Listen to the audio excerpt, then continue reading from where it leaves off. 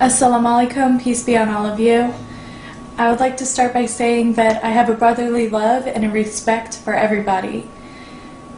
Most of us believe that there's a God, and most of us have been brought up with our parents' religion. Religion shouldn't be a point of dispute. Instead, it should be a point where we're all united, because we're all here on earth for a short time, and in the end it's going to seem like just a day. Eventually there comes a point where you start to have questions about your religion, and we all start to search, hopefully for the truth, and hopefully without past prejudice. For me, religion is a way of life. It is a how-to guide. Not how to hate, not how to be oppressed, not how to kill innocent people. It's a how to show love to everybody, how to have humility, how to give God glory, how to be pious, selfless. So I don't look down on you if you're a Christian or a Jew or a Hindu or a Buddhist. Eventually, we all search for the truth, and like I said, hopefully without prejudice. This is an introduction into my webpage. It's a collection of my questions before I came to Islam, my searching. My niyyah, or my intention, is that inshallah, if God wills, He will use this webpage as an intellectual resource for those studying Islam or Dawah. I knew very little about Islam. When I encountered Muslims, I wanted to be able to preach to them.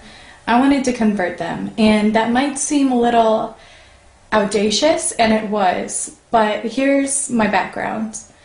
I was very blessed to have a wonderful childhood and was indoctrinated with the theology from a very young age.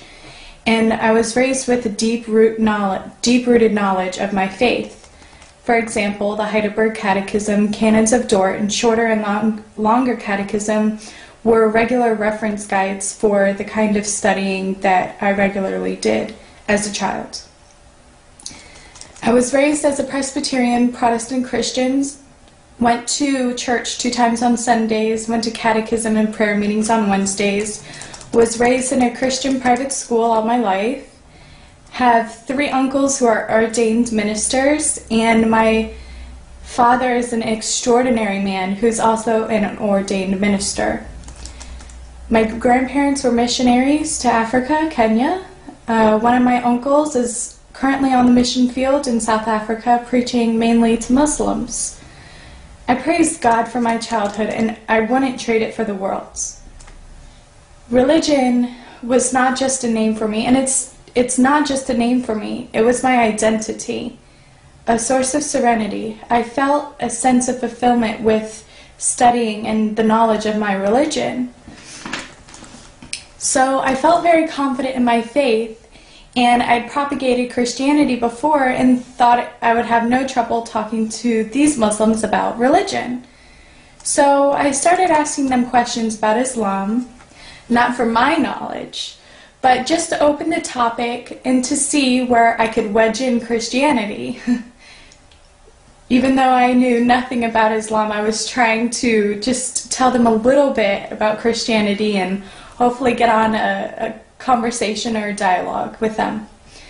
The person I spoke to knew that I was a devout Christian and told me that he believed in Jesus. As a Muslim, he believed in Jesus, and that Mary was a virgin, and that Jesus healed the sick, the blind, the lepers, and that he believed that Jesus was one of the greatest prophets, like Abraham, David, Noah, Jonah, Moses, etc., who all did miracles, not with their power, but with God's, which really surprised me.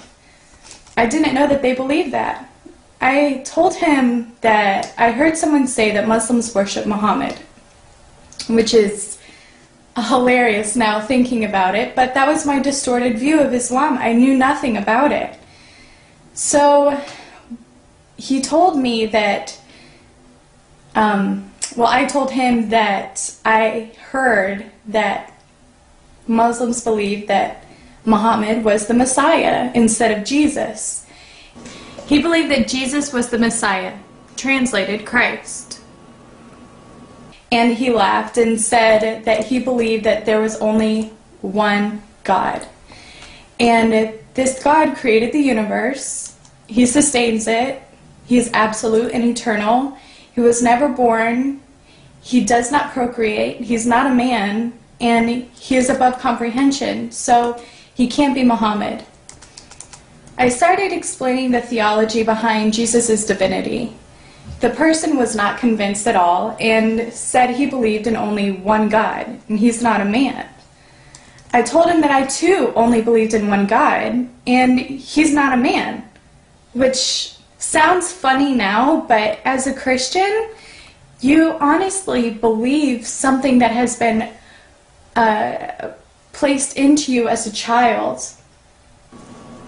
My father and my family, they weren't trying to deceive me. Your family's not trying to deceive you. So when you're a child, you don't question what they tell you. You just take it as fact.